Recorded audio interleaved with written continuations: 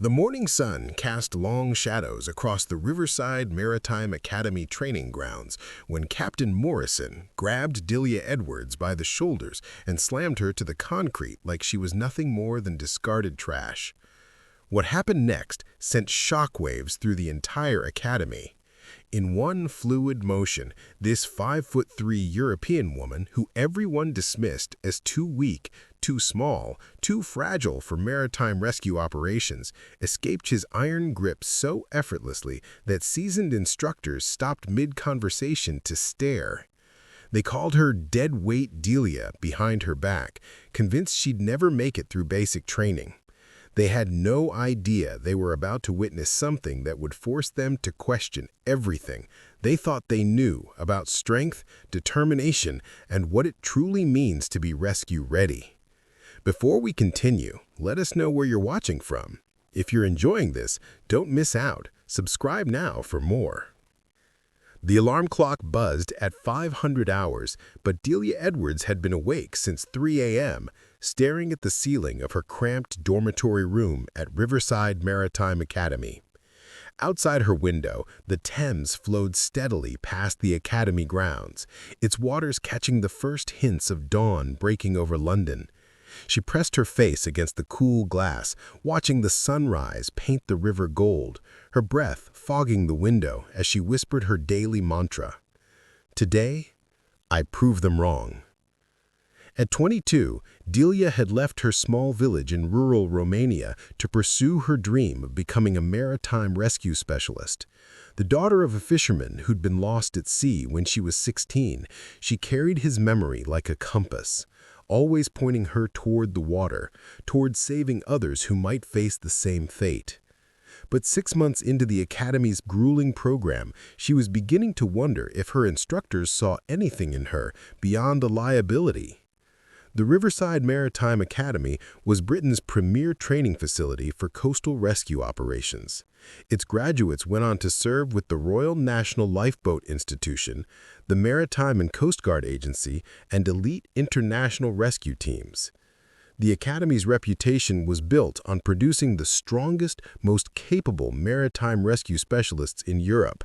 Their motto, carved in stone above the main entrance, read, "Courage, Strength, Sacrifice." Delia showered quickly in the communal bathroom, her movements efficient despite the early hour. She'd learned to rise before her dorm mates to avoid the whispered conversations that inevitably started when she appeared. Comments about her size, her accent, her chances of making it through the program. At barely 5'3" and weighing 115 pounds, she was the smallest cadet in her class of 43. What her classmates didn't know was that every ounce of her small frame was pure muscle, sculpted through years of swimming in the Black Sea and climbing the Carpathian Mountains with her father. The Academy's daily routine was designed to break down civilian weaknesses and rebuild military-grade strength. Physical training at 6 a.m., seamanship classes until noon, rescue simulation exercises in the afternoon, and evening lectures on maritime law and emergency medicine. It was a schedule that had crushed the spirits of countless cadets before Delia arrived, and many more since. As she dressed in her regulation training uniform, Delia caught sight of herself in the small mirror mounted on her locker door. Her dark hair was pulled back in the mandatory tight bun, her olive skin still bearing the faint tan lines from her last summer in Romania. Her green eyes held a determination that had burned steadily since the day she'd watched her father's empty fishing boat return to shore without him. The dormitory began to stir as other cadets prepared for the day. Delia moved silently among them, gathering her gear for the morning's training session. She'd learned to become invisible during these moments, to avoid drawing attention that inevitably led to skeptical glances and barely concealed doubts about her presence in the program. "Morning, deadweight Delia," came a voice from across the room. Marcus Chen, a former Royal Marine who'd transferred to maritime rescue after a shoulder injury, used the nickname with casual cruelty. He was one of the Academy's star cadets, tall and broad-shouldered with the kind of natural presence that made instructors nod approvingly. "Try not to sink any boats today." Delia didn't respond. She'd learned that engaging with Marcus only encouraged his behavior and drew unwanted attention from other cadets who enjoyed watching the entertainment. Instead, she slung her training bag over her shoulder and headed for the door. Behind her, she heard the familiar sound of muffled laughter. The Academy's main training facility was a marvel of engineering, featuring Olympic-sized pools with adjustable current systems, a mock ship deck that could simulate storm conditions, and a series of obstacle courses designed to test every aspect of physical and mental endurance. The walls were lined with photographs of distinguished graduates, their faces radiating the confidence and capability that Delia desperately wanted to embody. As she walked toward the training area, Delia passed the Academy's Wall of Honor, where photos of cadets who died in training or active service were displayed with solemn reverence. Among them was a small plaque dedicated to cadets who'd been dismissed from the program for failing to meet standards. The Academy's philosophy was simple: better to fail in training than to fail when lives depended on you. Instructor Williams stood near the pool, clipboard in hand, his weathered face bearing the scars of 20 years in maritime rescue. He was a fair man who judged cadets on their performance rather than their appearance, but even he seemed to harbor doubts about Delia's prospects. He'd seen him shake his head when he thought she wasn't looking, and had heard him discussing her limitations with other instructors in hushed tones. The open morning sun streamed through the facility's massive windows, casting dancing reflections from the pool across the walls. It was going to be a beautiful day, the kind of clear, bright morning that made everything seem possible. Delia took a deep breath, adjusted her training gear, and prepared to face another day of proving herself in a world that seemed determined to prove her wrong. The morning briefing began with Instructor Williams outlining the day's training objectives. "Today, we're focusing on victim extraction under adverse conditions," he announced to the assembled cadets. "You'll be working in teams of 2, with one cadet playing the role of an unconscious drowning victim weighing approximately 180 pounds. Delia felt the familiar knot form in her stomach. Extraction exercises were her weak point, according to every instructor evaluation she'd received. While she could outswim most of her classmates and demonstrate flawless rescue techniques in calm conditions, the physical demands of hauling a full-grown adult from turbulent water consistently exposed what everyone considered her fundamental limitation. "Edwards, you're partnered with Peterson," Williams called out, consulting his clipboard. James Peterson was a solid cadet from Manchester, average in most respects, but significantly larger than Delia. At 6'1" and 190 pounds, he represented exactly the kind of victim she struggled with most. The other pairings were announced with casual efficiency. Marcus Chen was partnered with Sarah Mitchell, another strong cadet who'd previously served as a lifeguard. Their partnership drew approving nods from the instructors, who clearly expected impressive results from the Academy's most promising students.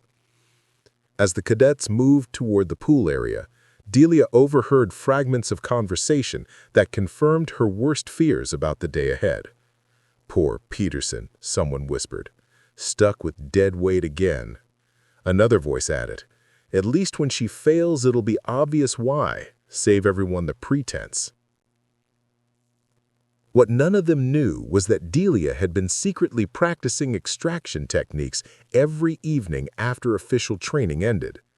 While her classmates socialized or studied, she'd been in the Academy's auxiliary pool, working with weighted training dummies and developing modified techniques that leveraged her superior swimming ability and flexibility rather than relying purely on brute strength.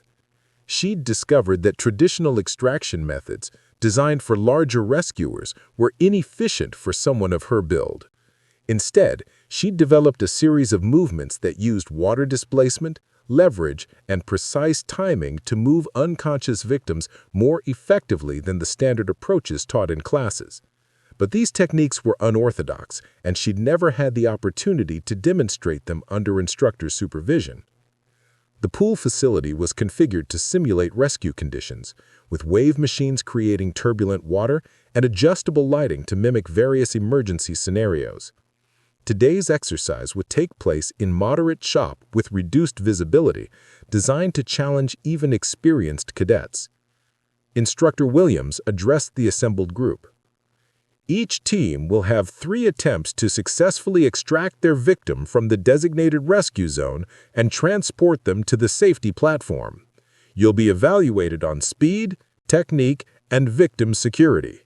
Remember, in real-world conditions, these seconds can mean the difference between life and death. As Peterson prepared to enter the water as the victim, he glanced at Delia with a mixture of sympathy and resignation. "Look, Edwards, I know this isn't your strong suit. Just do your best and don't worry about the time. I'd rather get there slowly than not at all." His kindness stung worse than Marcus's open mockery. Peterson was genuinely trying to be supportive, but his assumption that she would struggle was just as limiting as outright hostility.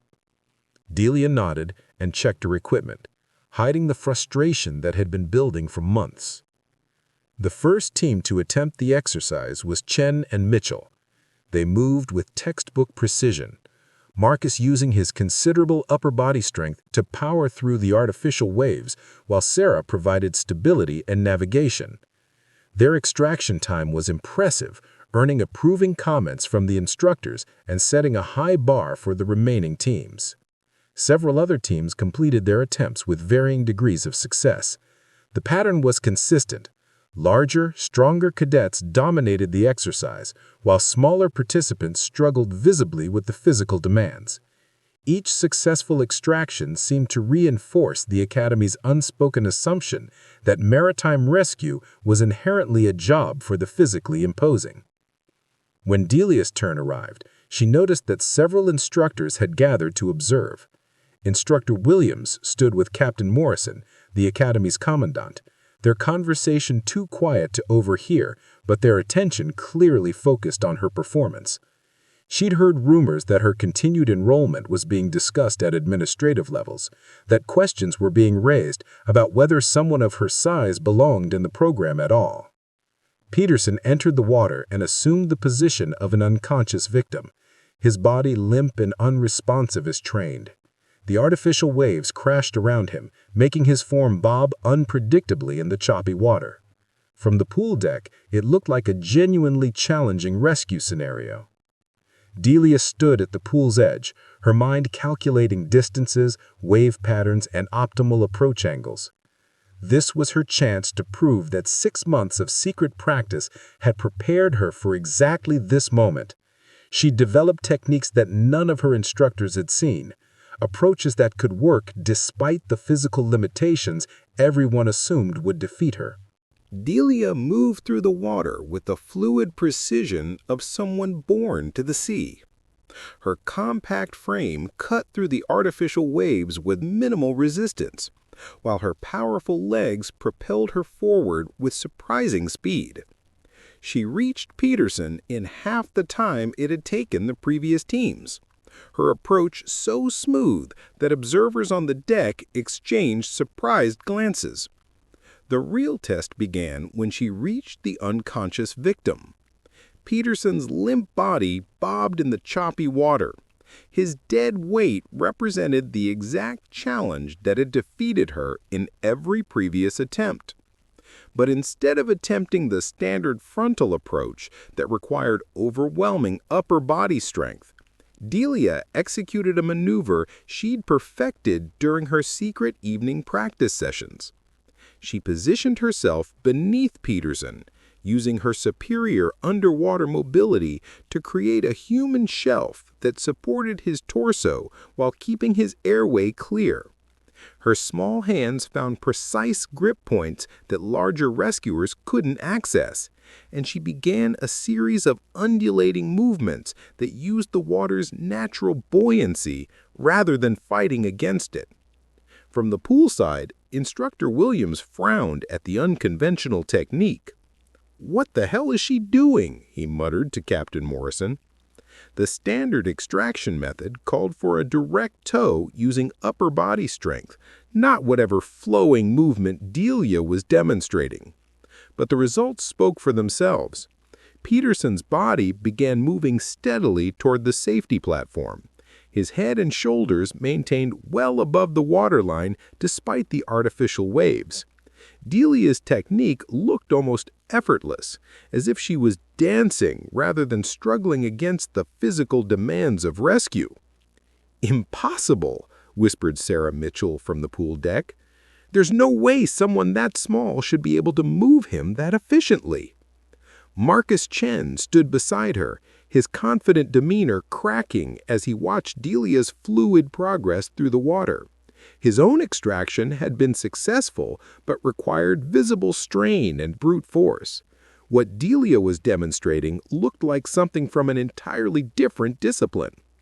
As they approached the platform, Delia executed the most challenging part of the rescue, the lift-out. Traditional training called for the rescuer to climb onto the platform first, then haul the victim up using upper body strength.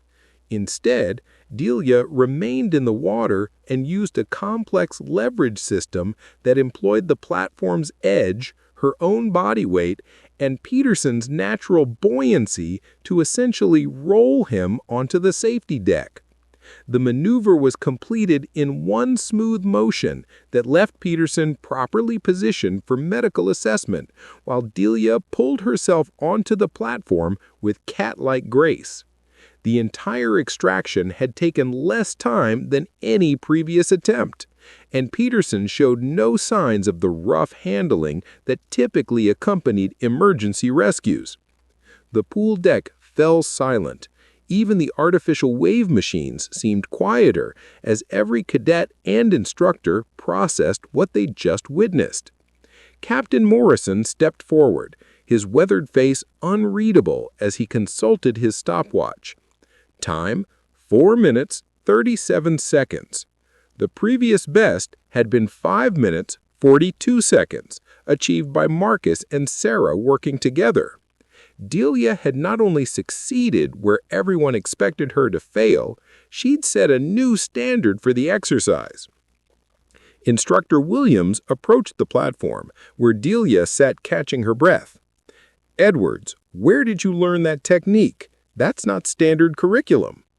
Delia looked up at him, water dripping from her hair, her green eyes bright with the satisfaction of finally proving herself.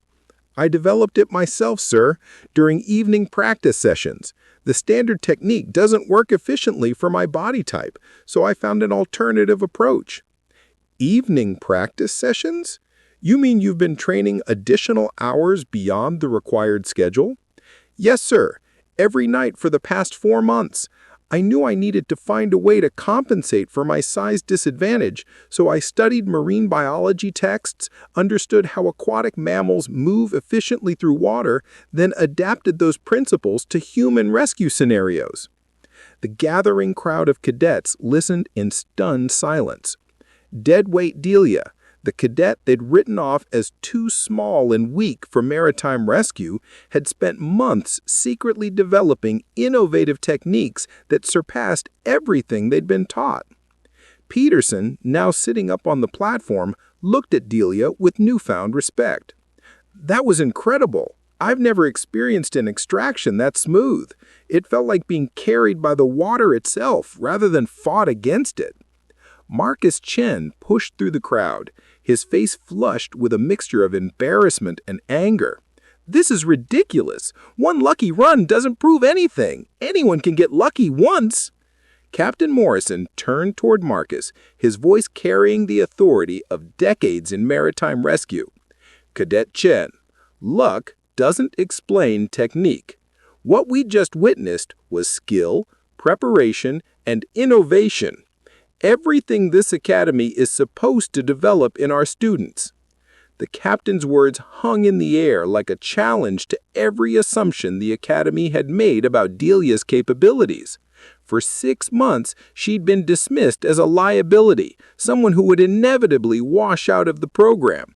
Now, in the space of 5 minutes, she'd demonstrated that her supposed weaknesses might actually be unique strengths. The success of Delia's unconventional rescue technique sent ripples through the academy that grew stronger over the following days. Word spread quickly among the cadets, creating two distinct camps, those who began to see her in a new light and those who viewed her success as a fluke that threatened the established order of things. Instructor Williams called her to his office the morning after the extraction exercise. His cramped space overlooked the Thames, with walls covered in maritime charts and photographs from his active duty years. Delia sat across from his desk, uncertain whether she was about to be praised or disciplined. "Edwards, I've been reviewing your training records," Williams began, flipping through a thick folder. "Your performance yesterday was remarkable, but it's raised some questions about your training methodology. The techniques you demonstrated aren't part of our approved curriculum." Delia straightened in her chair. "Sir, the results speak for themselves. I completed the extraction faster and more safely than standard methods would have allowed." "That's not the point." Williams leaned back, his expression troubled. "The Academy has established procedures for a reason.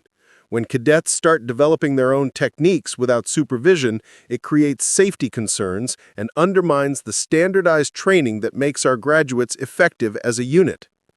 The criticism stung because it contained an element of truth. Delia had operated outside official channels, developing skills that her instructors hadn't approved or even witnessed until yesterday. But she'd done so because the official channels seemed designed to prove her inadequacy rather than develop her potential. "Sir, I followed all safety protocols during my independent training. I used proper equipment, maintained emergency procedures, and never put myself or others at risk. I simply found more effective methods for my specific capabilities." Williams consulted his notes again. "That's another concern, Edwards. Maritime rescue operations require standardized responses. When lives are at stake, teams need to know exactly what their partners will do in any given situation. Personal modifications to established procedures can be dangerous." The conversation continued for 20 minutes, with Williams expressing institutional concerns about innovation, while Delia defended her dedication to improvement. Neither was entirely wrong, but their perspectives reflected the fundamental tension between individual excellence and systemic conformity that plagued many training institutions. As Delia left Williams's office, she encountered Marcus Chen waiting in the corridor. His presence there was no coincidence. He'd clearly been listening to portions of the conversation through the partially open door. "Feeling pretty proud of yourself, aren't you? One good day and suddenly you think you're instructor material?" Delia tried to step around him, but Marcus moved to maintain the confrontation. "You know what I think? I think you got lucky yesterday. I think you've been practicing one specific scenario over and over until you could perform it adequately, but you're still the same liability you've always been." "My performance speaks for itself. I don't need to defend my training methods to you." "Actually, you do." Marcus stepped closer, using his height advantage to intimidate. "Because when we graduate and serve together on real rescue teams, your experimental techniques could get people killed. The rest of us learned proper methods from qualified instructors. You learned party tricks in an empty pool." The accusation hit home because it reflected fears Delia herself harbored. Her techniques were innovative and effective, but they were also untested in real emergency conditions. What worked perfectly in controlled training environments might fail catastrophically when lives actually hung in the balance. Other cadets began gathering in the corridor, drawn by the raised voices and obvious tension. Delia recognized the dynamic from her months at the academy. Marcus's confrontations always drew an audience, and that audience usually sided with the established hierarchy he represented. "You want to prove your techniques are so effective? Let's see how they work under real pressure. Captain Morrison is conducting advanced extraction trials next week. Volunteer for those, and we'll see if your swimming pool tricks work when things get serious." The advanced trials were notoriously difficult, designed for final-year cadets who'd mastered all basic techniques. First-year students like Delia weren't typically allowed to participate, and failure carried significant consequences for graduation prospects. Marcus was essentially challenging her to risk her academic career on her unconventional methods. Captain Morrison's office commanded a panoramic view of the Thames, its walls lined with commendations from 3 decades of maritime service. When Delia knocked on his door the following morning to request participation in the advanced trials, she found him studying weather reports with the intensity of someone who'd learned to read danger in shifting wind patterns. "Edwards," he said without looking up from his charts, "I've been expecting you. Take a seat." Morrison was a legend in British maritime rescue, a man whose career included some of the most dramatic sea rescues in recent history. His opinion carried weight that extended far beyond the academy, and his approval could open doors that remain closed to most graduates. Conversely, his disapproval could end careers before they began. "Sir, I'm requesting permission to participate in next week's advanced extraction trials," Delia said, her voice steady despite the magnitude of what she was asking. Morrison finally looked up, his steel-gray eyes studying her with the same intensity he'd applied to the weather charts. "Those trials are designed for final-year cadets, Edwards, students who've completed 18 months of training and demonstrated mastery of all basic techniques. You've been here 6 months." "Yes, sir, but I believe my alternative techniques could contribute to the program's training objectives." "Alternative techniques?" Morrison leaned back in his chair, his expression unreadable. "I've heard about your pool performance yesterday. Impressive, but hardly sufficient justification for advanced trial participation." Delia had prepared for this objection. From her bag, she withdrew a detailed folder containing her evening training logs, technique analysis, and performance metrics from months of independent practice. She placed it on Morrison's desk with quiet confidence. "Sir, this documents over 200 hours of additional training I've completed beyond standard requirements. I've developed modifications to existing rescue protocols that could improve efficiency and safety, particularly for smaller rescue personnel who currently struggle with traditional methods." Morrison opened the folder and began reviewing its contents. His eyebrows gradually rose as he encountered the depth of analysis and preparation Delia had invested in her unconventional approach. Pages of biomechanical calculations, water dynamic studies, and detailed training schedules revealed a level of dedication that exceeded anything in his experience with first-year cadets. "You developed this entirely on your own?" he asked after several minutes of silent review. "Yes, sir. I identified areas where my physical characteristics created disadvantages using standard techniques, then researched alternative approaches that could achieve the same objectives more efficiently." Morrison continued reading, his expression shifting from skepticism to grudging admiration. The documentation was thorough, professional, and demonstrated the kind of analytical thinking that marked exceptional rescue personnel. But it also represented a fundamental challenge to the Academy's established training philosophy. "Edwards, this is impressive work, but it raises serious concerns about your adherence to established protocols. Maritime rescue operations depend on predictable, standardized responses. When team members start improvising, people die." The accusation stung because it echoed her own fears about the risks of innovation. But Delia had thought deeply about this issue during her months of preparation, and she had a response ready. "Sir, respectfully, standardization should serve effectiveness, not replace it. If alternative techniques can save lives more efficiently while maintaining safety standards, shouldn't we evaluate them objectively rather than dismissing them because they're different?" Morrison set down the folder and studied Delia with renewed interest. In 30 years of training rescue personnel, he'd encountered many dedicated students, but few who combined dedication with the intellectual rigor to question fundamental assumptions about their profession. "The advanced trials involve real emergency conditions, Edwards. Severe weather, multiple casualties, equipment failures. Students have been seriously injured attempting these exercises. One died in 2018 when conditions exceeded his capabilities.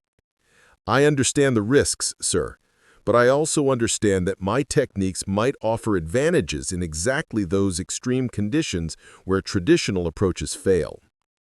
Morrison stood and walked to his window, gazing out at the Thames where morning traffic moved steadily through waters that had claimed countless lives over the centuries. When he turned back to Delia, his expression had hardened into the mask of command responsibility. Permission denied, Edwards. You're not ready for advanced trials, and your unconventional techniques haven't been sufficiently tested to justify the risk. The words hit like a physical blow.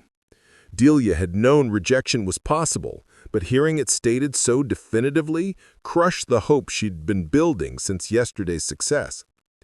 She gathered her documentation with hands that trembled slightly, the weight of institutional dismissal settling over her like a familiar shroud. However, Morrison continued, I'm willing to arrange special evaluation sessions where you can demonstrate your techniques under controlled conditions. If they prove as effective as you claim, we'll consider incorporating them into standard curriculum. It was a compromise that offered validation without opportunity, recognition without advancement. Delia recognized it as the kind of institutional response that acknowledged merit while maintaining existing power structures. She would be allowed to prove herself, but only within carefully controlled boundaries that ensured her success wouldn't threaten established norms.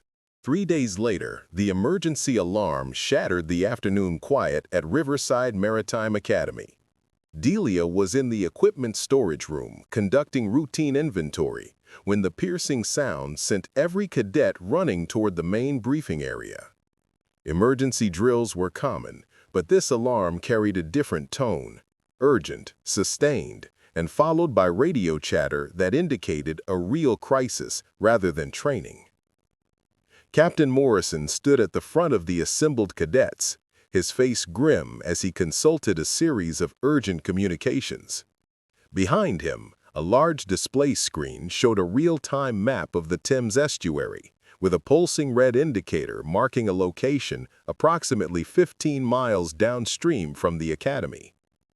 "Listen carefully," Morrison announced, his voice cutting through the nervous murmur of gathered students. "We have a genuine emergency. A private yacht has capsized near Sheppey Island. 3 souls on board, including 2 children. The vessel went down in heavy current during the incoming tide."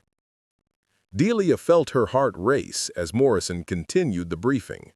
This was exactly the kind of situation she'd been preparing for, the real-world application of everything she'd studied and trained for during her months at the academy.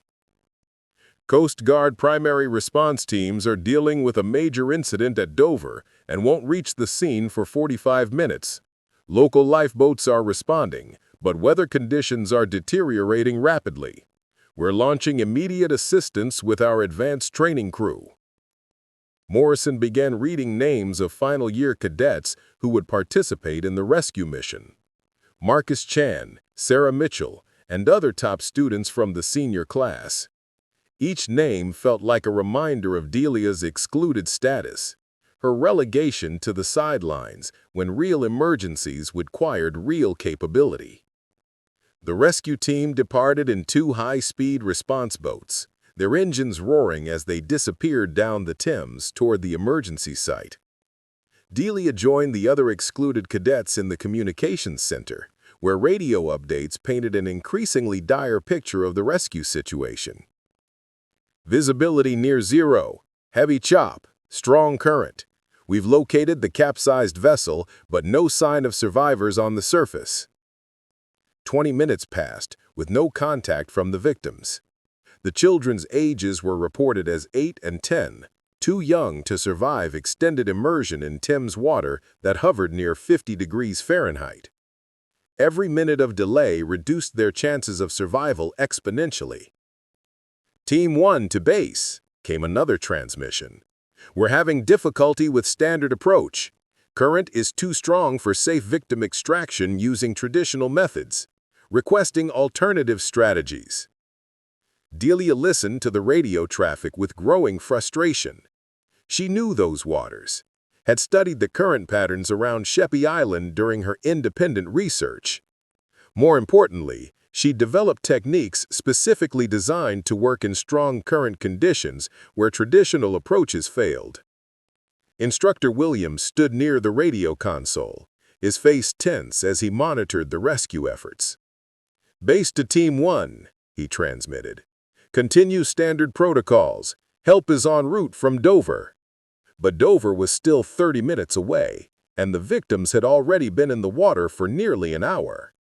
Delia made a decision that would either validate everything she'd worked for or end her academy career permanently. She slipped out of the communications center and headed for the equipment bay where emergency backup gear was stored. Her hands moved with practiced efficiency as she gathered wetsuit, harness, and the specialized rescue equipment she'd been secretly practicing with for months. The Academy's emergency response boat was still moored at the dock, fueled and ready for immediate deployment. Delia had assisted with its maintenance countless times and knew every system intimately. Starting the engine was simple. Navigating to Sheppey Island would take 12 minutes at full speed.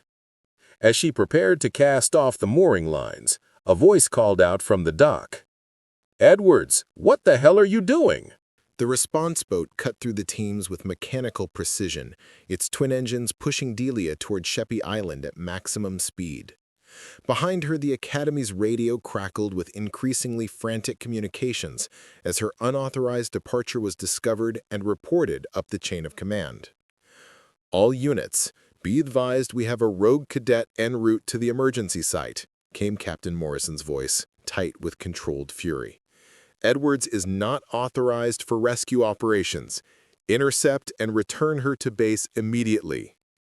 Delia switched off her radio. She couldn't afford the distraction of institutional anger when children's lives hung in the balance. The GPS showed 8 minutes to the crash site, where conditions were reportedly deteriorating by the moment. Every second of argument with Academy officials was a second stolen from potential survivors.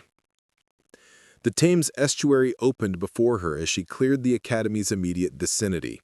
Here, the river widened dramatically, its waters choppy with conflicting currents and stirred by strengthening winds. The weather that had started as a beautiful sunny morning was rapidly deteriorating into the kind of sudden squall that made these waters treacherous for recreational boaters. Through her binoculars, Delia could see the Academy's official rescue boats approximately 2 miles ahead, their searchlights sweeping across increasingly rough water. Radio chatter from their open channels painted a grim picture of the rescue attempt's progress. "Base, this is Team Leader Chen," came Marcus's voice through the emergency frequency. "We've located the capsized vessel, but victim extraction is proving extremely difficult. Current speed is approximately 8 knots, and standard approach protocols are inadequate in these conditions." Delia's heart sank as she heard the frustration in Marcus's transmission. 8-knot current was exactly the scenario she'd trained for during her evening sessions.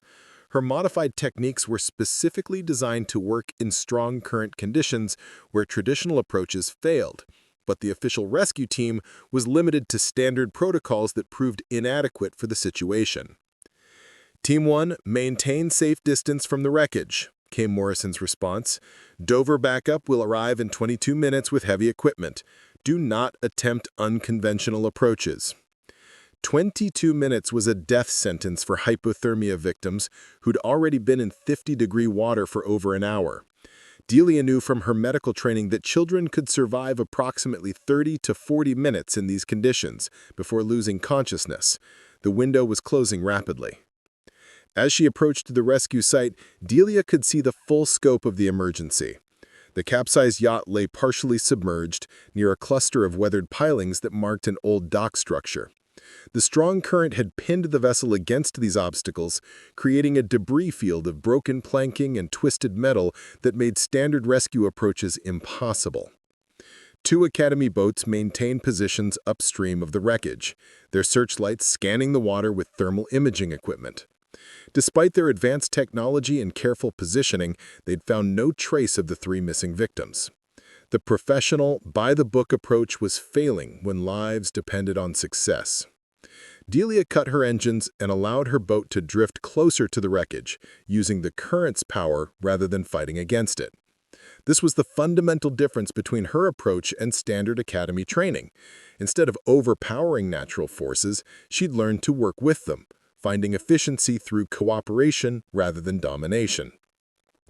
Her thermal scanner immediately detected what the official teams had missed. 3 heat signatures were trapped in an air pocket beneath the capsized yacht's hull. The victims were alive, but running out of breathable air as the pocket slowly filled with water. They had perhaps 10 minutes before the space became uninhabitable. Unknown vessel, this is Rescue Team Leader Chen. You are in a restricted emergency zone. Clear the area immediately. Delia keyed her radio for the first time since leaving the Academy. Team Leader, this is Edwards. I have thermal contact with 3 survivors trapped beneath the capsized hull. They're alive but in immediate danger. The radio silence that followed her transmission lasted nearly 30 seconds. When Marcus finally responded, his voice carried a mixture of disbelief and anger that she disobeyed direct orders to reach the scene. Edwards, you are not qualified for rescue operations in these conditions. Return to base immediately before you become another casualty requiring rescue. Negative, Team Leader. I have viable approach options for victim extraction. My techniques are specifically designed for strong current rescue scenarios. Your experimental pool tricks won't work in real emergency conditions, Edwards. You're going to get yourself killed along with anyone you try to help. The dismissal stung because it echoed every doubt Delia had faced throughout her Academy training. But beneath the capsized yacht, 3 people were dying while qualified rescue personnel argued about protocol adherence. Her father's memory burned in her chest like a beacon, reminding her why she'd developed these techniques in the first place. Team Leader, requesting permission to attempt extraction using alternate approach methods. Permission denied. Maintain safe distance and await backup from Dover. Delia looked at her thermal scanner, watching the heat signatures grow fainter as the air pocket continued to flood. 10 minutes had become 8, then 6. Soon there would be nothing to rescue except bodies. She made a decision that would either save 3 lives or end her career permanently. Some things were more important than permission. Delia positioned her boat 30 meters upstream from the capsized yacht, her mind calculating current speed, debris patterns, and approach angles with the precision of someone who'd spent months studying exactly these conditions. The official rescue teams maintained their safe distance, following protocols that prioritized rescuer safety over aggressive victim extraction attempts. Her thermal scanner showed the trapped air pocket continuing to shrink. 5 minutes, perhaps 6 before the space became uninhabitable. She had one chance to reach the victims before hypothermia and carbon dioxide poisoning claimed their lives. Edwards, final warning, came Marcus's voice over the radio. Return to safe distance immediately or face immediate expulsion from the Academy. Instead of responding, Delia switched off her radio and began the approach sequence she'd practiced hundreds of times in simulation. She allowed her boat to drift closer to the wreckage, using minimal engine power to maintain position while the current carried her toward the optimal entry point. From the official rescue boats, her maneuver looked recklessly suicidal. She was heading directly toward the debris field that had forced them to maintain safe distance, approaching the very obstacles that made standard rescue impossible. What they couldn't see was the precision of her positioning, the way she used current patterns and water dynamics to navigate safely through hazards that would destroy a conventional approach. The boat slipped between 2 submerged pilings with interest to spare, Delia's hands steady on the controls as she executed turns that seemed to defy the boat's mechanical limitations. Her compact size proved advantageous here. She could fit through gaps that would block larger rescuers, could maneuver in spaces too tight for standard equipment. As she approached the capsized yacht's hull, Delia could hear voices from within the air pocket. weak, frightened voices that belonged to children calling for help that had been tantalizingly close for over an hour. Their cries galvanized her determination and confirmed that her thermal readings were accurate. She secured her boat to a stable piece of wreckage and began donning her diving equipment. The underwater approach would be the most dangerous part of the rescue, requiring her to navigate through submerged debris while maintaining communication with trapped victims she couldn't see. From the rescue boats, Captain Morrison's voice erupted over the emergency frequency. "All units, Edwards is attempting unauthorized rescue operation. She is not qualified for technical diving rescue. Intercept immediately before she compromises the entire operation." The nearest official rescue boat began moving toward her position, but they faced the same navigational challenges that had kept them at safe distance throughout the emergency. By the time they could reach her through the debris field, Delia would either have completed the rescue or become another casualty requiring extraction. She entered the water with the fluid grace that had impressed her instructors months earlier during pool training. But this was no controlled exercise with safety divers and emergency protocols. This was 50-degree Thames water with zero visibility and death waiting for any mistake in judgment or technique. Her underwater approach to the capsized yacht required navigation by touch and sound rather than sight. Debris shifted unpredictably in the current, creating new hazards with each passing moment. But Delia's months of preparation had included exactly the scenario, practicing blind navigation techniques that conventional training never addressed. She reached the hull's opening and called out to the trapped victims. 2 children's voices responded immediately, weak but coherent enough to follow her instructions. The third voice belonged to their father, who sounded increasingly disoriented from carbon dioxide exposure and approaching hypothermia. "I'm here to get you out," Delia called through the opening. "I need you to listen carefully and do exactly what I tell you." The extraction technique she developed for confined spaces required the victims to assist with their own rescue rather than remaining passive. Traditional methods assumed unconscious or helpless victims, but Delia's approach leveraged whatever capability the survivors retained to facilitate their own escape. Working with the 2 children first, she guided them through the underwater exit one at a time. Her small size allowed her to position herself in ways that larger rescuers couldn't, creating human anchors that helped frightened children navigate through spaces that would terrify experienced adults. The first child emerged successfully, followed by his younger sister. Both were hypothermic and exhausted, but alive and responsive. Delia secured them with flotation devices and prepared for the most challenging extraction, their semi-conscious father who lacked the awareness to assist with his own rescue. This would be the moment that would validate or condemn months of secret preparation.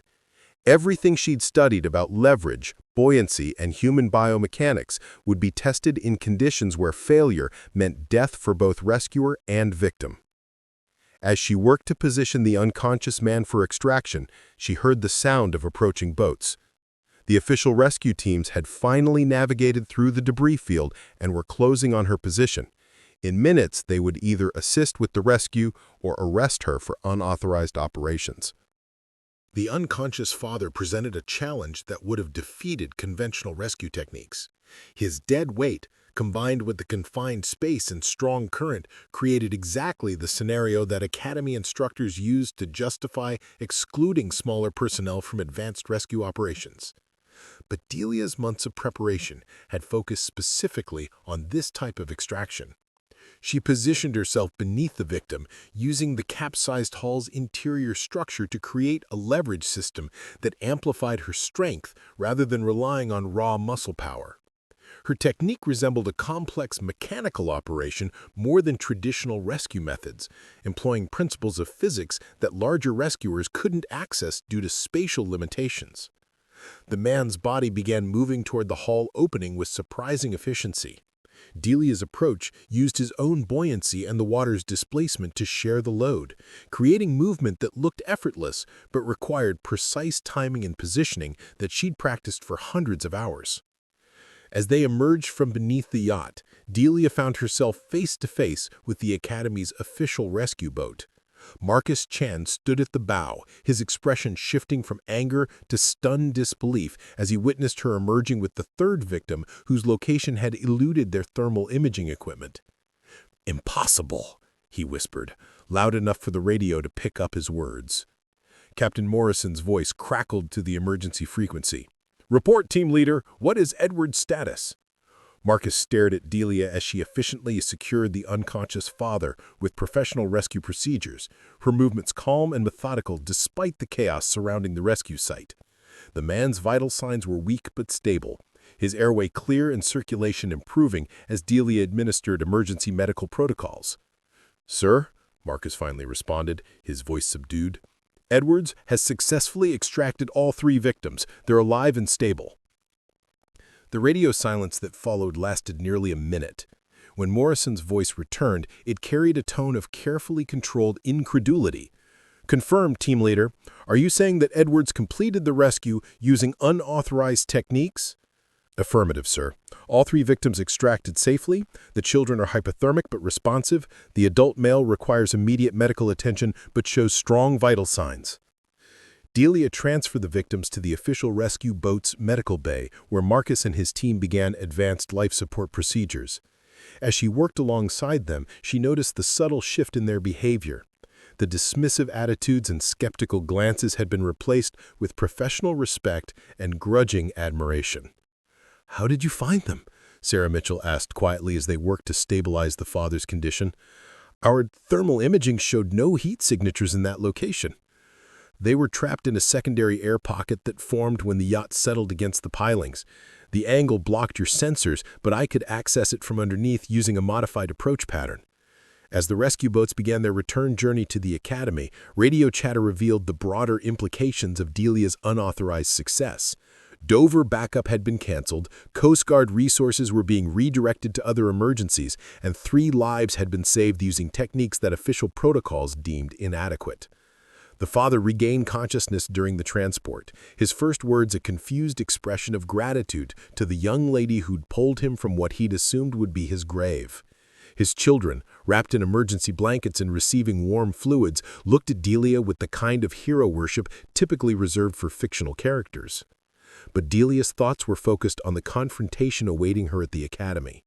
She'd succeeded in saving 3 lives, but she'd also committed the ultimate act of institutional insubordination. Her unauthorized rescue operation could result in immediate expulsion, criminal charges for theft of academy property, and the end of her maritime rescue career before it truly began. As the academy's docks came into view, she could see the crowd gathered on the pier. Captain Morrison stood at the center, flanked by instructors and cadets who'd monitored the rescue operation through radio communications. Their expressions ranged from admiration to concern to barely concealed anger at her defiance of direct orders. The medical team rushed the 3 victims toward the academy's infirmary as soon as the boats docked. The man was able to walk with assistance, repeatedly turning back to thank Delia for risking her life to save his family. His gratitude was genuine and heartfelt, but it wouldn't protect her from the institutional consequences of her actions. Morrison approached as Delia secured her boat and prepared to face whatever judgment awaited her. His expression was unreadable, a mask of professional composure that revealed nothing about his thoughts on her unprecedented rescue operation. "Edwards," he said quietly, his voice carrying across the suddenly silent dock. "Report to my office immediately." As she walked toward the academy's main building, she heard fragments of conversation from the assembled crowd. Some cadets expressed admiration for her courage and skill. Others questioned whether her success justified her blatant disregard for authority and established protocols. But one voice cut through the murmur with unexpected clarity. "She saved 3 lives," came a statement from Instructor Williams. "Whatever else happened today, 3 people are alive because Edwards refused to accept limitations that others placed on her capabilities." Captain Morrison's office felt different when Delia entered for the second time in a week. The same maritime charts covered the walls, the same commendations spoke of decades of distinguished service, but now the space carried the weight of a career-defining confrontation that would determine not just her future, but the Academy's willingness to acknowledge that innovation sometimes required breaking rules. Morrison stood behind his desk, his expression granite hard as he studied the preliminary incident report that had been compiled during the rescue operation. Behind him, through the window overlooking the Thames, the afternoon sun cast long shadows across water that had nearly claimed 3 lives just hours earlier.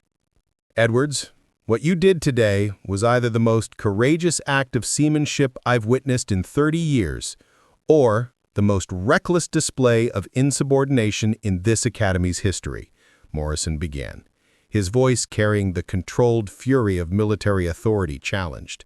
"I'm still deciding which." Delia stood at attention, her uniform still damp from the rescue operation, her hands steady despite the adrenaline that continued coursing through her system. She'd saved 3 lives, but she'd also stolen academy property, ignored direct orders, and operated outside established safety protocols. The weight of those violations couldn't be dismissed simply because her unauthorized actions had succeeded. "Sir, I understood the risks and consequences when I made the decision to respond to the emergency. I also understood that 3 people would die if someone didn't act immediately using techniques specifically designed for those conditions." Morrison stepped around his desk, moving closer until he stood directly in front of her. At 6'2" and bearing the physical presence of decades in maritime rescue operations, he embodied the institutional authority that Delia had challenged with her unauthorized mission. "You stole academy property. You ignored direct orders from multiple superior officers. You operated outside established safety protocols in a way that could have resulted in additional casualties requiring rescue." His voice grew harder with each accusation. "These are not minor infractions, Edwards. These are grounds for immediate expulsion and potential criminal prosecution." The accusations hung in the air like smoke from a funeral pyre. Delia had known this moment would come, had accepted these consequences when she chose to launch her unauthorized rescue, but hearing them stated so formally made the reality of her situation crystalline. Her career in maritime rescue was effectively over, regardless of how many lives she'd saved. "However," Morrison continued, his tone shifting slightly, "your rescue techniques proved effective under conditions where standard protocols failed. That raises questions about whether our training adequately prepares graduates for all emergency scenarios they might encounter." Before Delia could respond, the office door burst open without ceremony. Marcus Chen entered without invitation, his face flushed with anger and his overall bearing suggesting someone operating under extreme emotional stress. "Sir, I need to speak with you about Edwards' conduct during the rescue operation," Marcus announced, ignoring military protocol and common courtesy in his urgency to be heard. Morrison's eyebrows rose at the unprecedented breach of etiquette. "Cadet Chen, you were not summoned to this meeting. Return to your quarters immediately." "Sir, with respect, Edwards' actions today compromised the entire rescue operation. Her experimental techniques created unnecessary risks and could have resulted in multiple casualties requiring rescue." Marcus's voice carried the kind of righteous indignation that suggested someone whose worldview was fundamentally challenged. "The only casualties would have been 3 dead civilians if we'd waited for Dover backup," Delia replied quietly, unable to remain silent in the face of such distortion of events. Marcus turned toward her, his anger finally finding a direct target.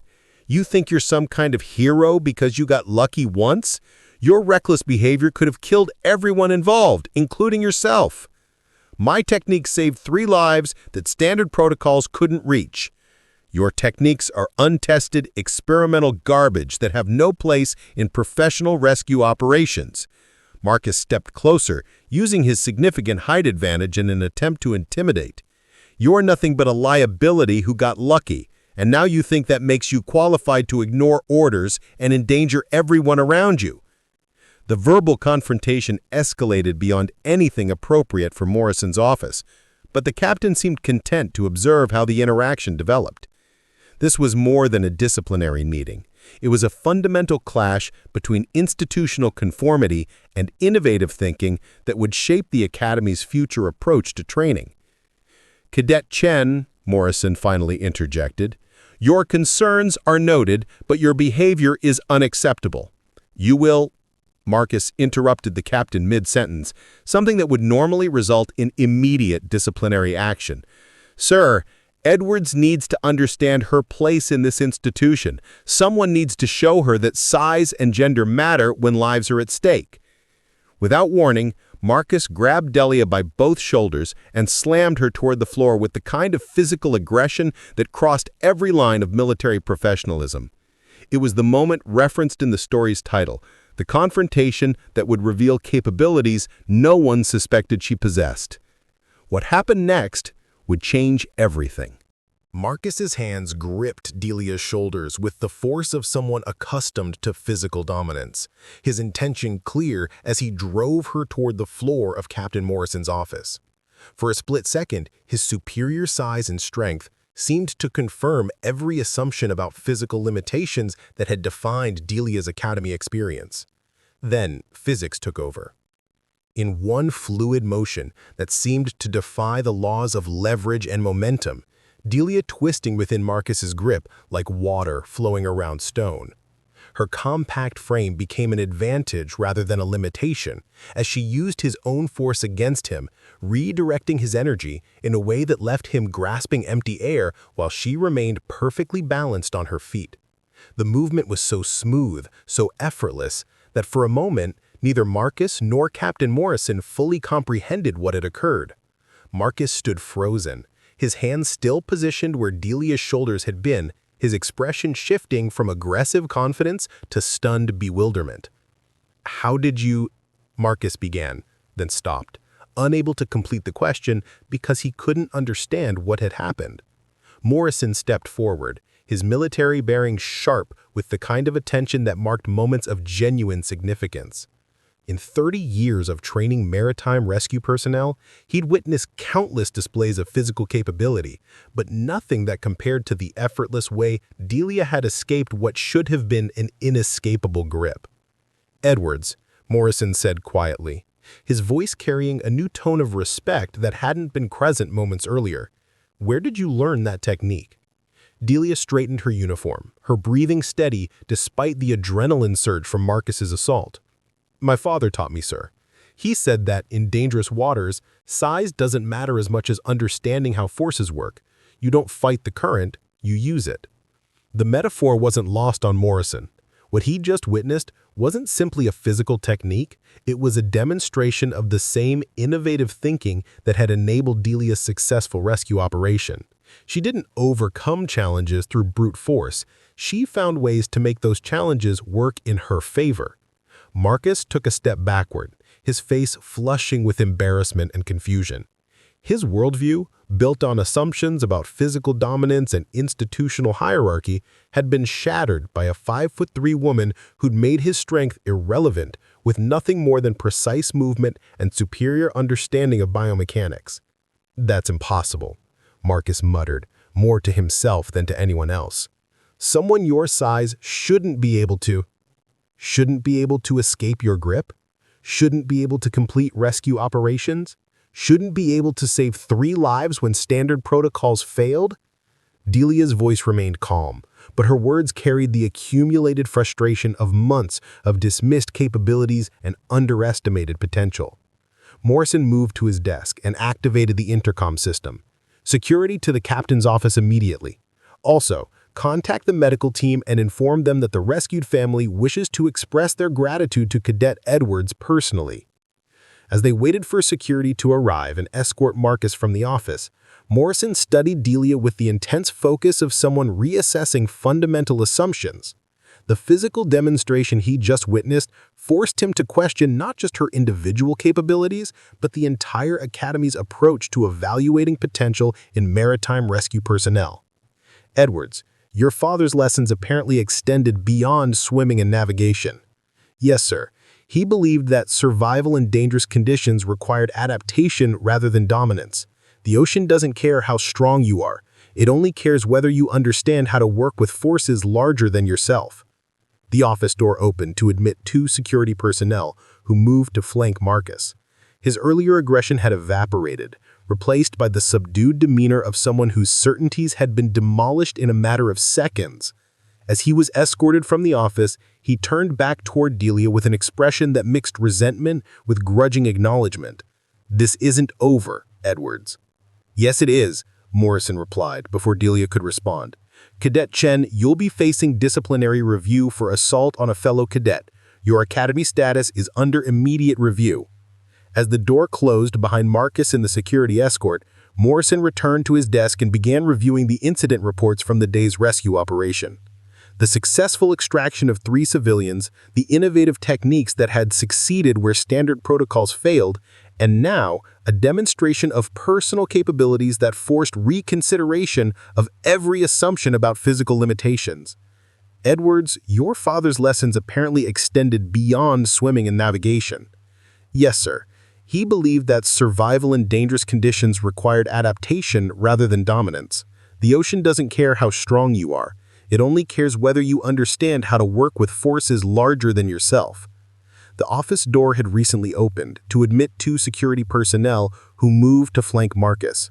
His earlier aggression had evaporated, replaced by the subdued demeanor of someone whose certainties had been demolished in a matter of seconds. As he was escorted from the office, he turned back toward Delia with an expression that mixed resentment with grudging acknowledgement. "This isn't over, Edwards." "Yes, it is," Morrison replied before Delia could respond.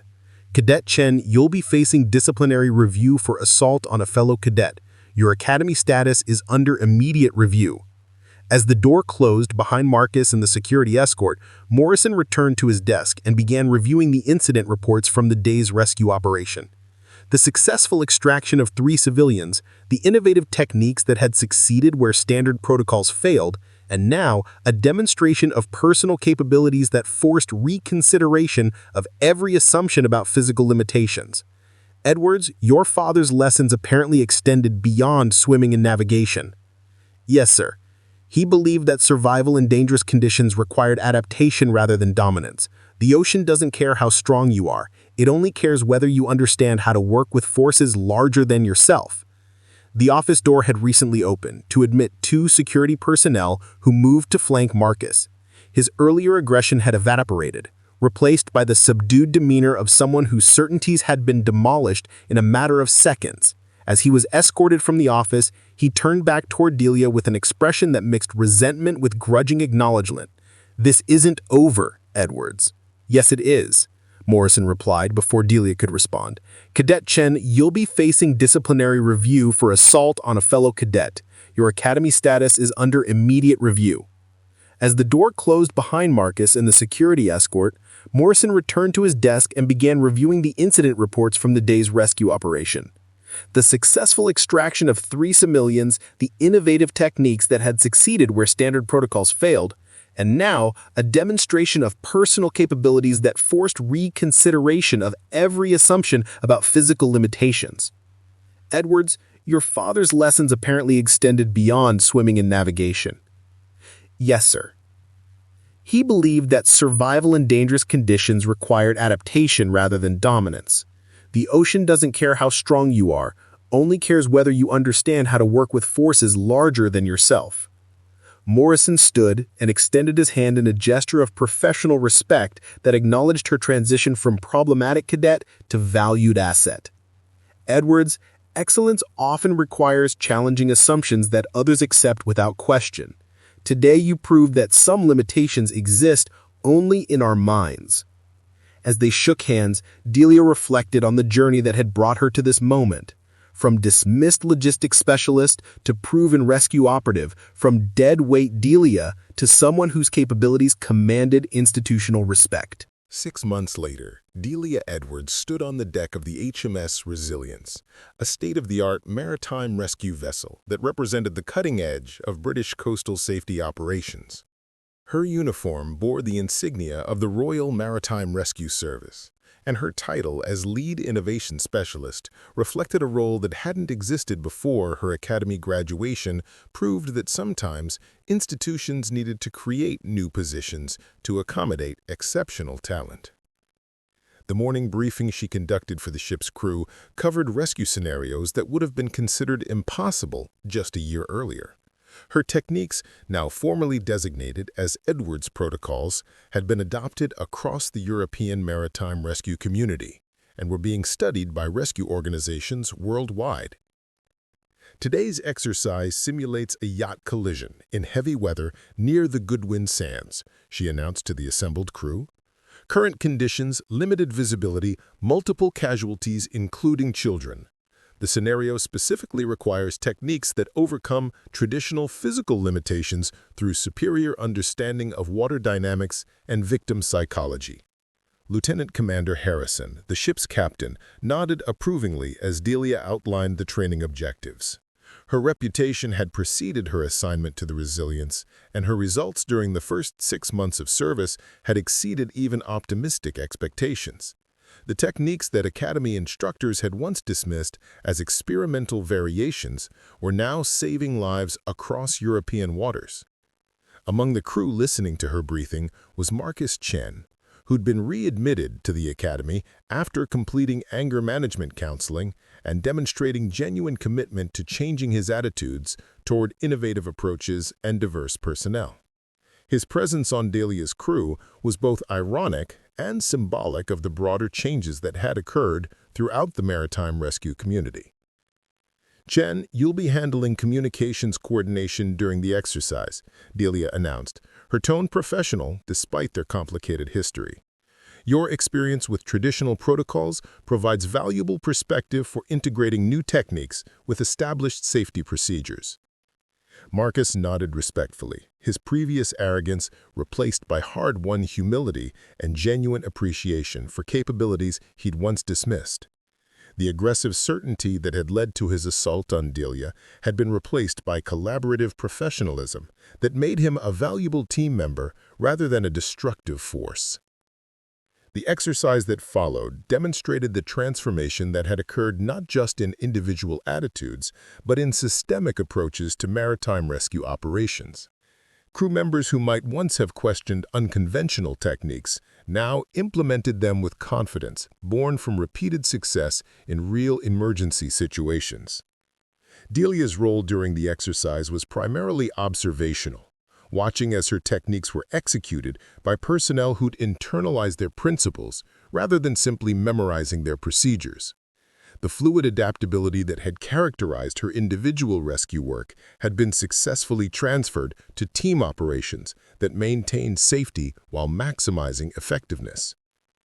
As the training concluded and the crew secured their equipment, Lieutenant Commander Harrison approached Delia with a kind of satisfied expression that marked successful leadership validation. Edwards, your techniques have reduced our average rescue time by 37%, while improving victim survival rates by 22%. The Maritime Rescue Coordination Center is requesting expansion of your training program to include international personnel. The recognition was gratifying, but Delia's satisfaction came from a simpler source: the knowledge that her father's lessons about working with forces larger than yourself had evolved into systematic approaches that were saving lives across European waters. Every successful rescue validated not just her techniques, but his wisdom about adaptation and persistence. That evening, as the Resilience returned to Portsmouth Harbor, Delia stood on the ship's bow, watching the familiar waters of the English Channel. Her smartphone contained dozens of messages from maritime rescue services around the world, requesting training programs, technique demonstrations, and consultation on difficult rescue scenarios. Delia smiled, remembering the young woman who'd spent months being dismissed as too small, too weak, too limited for serious consideration. That experience had taught her that everyone deserved opportunities to exceed the limitations others placed on their potential. Chen, excellence isn't about physical advantages or institutional approval. It's about preparation, adaptation, and the courage to challenge assumptions when lives depend on finding better solutions. You have demonstrated all of those qualities. As the lights of Portsmouth Harbor grew brighter, Delia thought about the letter she'd never needed to send to her sister, the one that tried to explain why some things were worth the risk. Now she understood that the real victory hadn't been saving lives, though that mattered most. The victory had been proving that limitations often existed only in the minds of those who accepted them without question.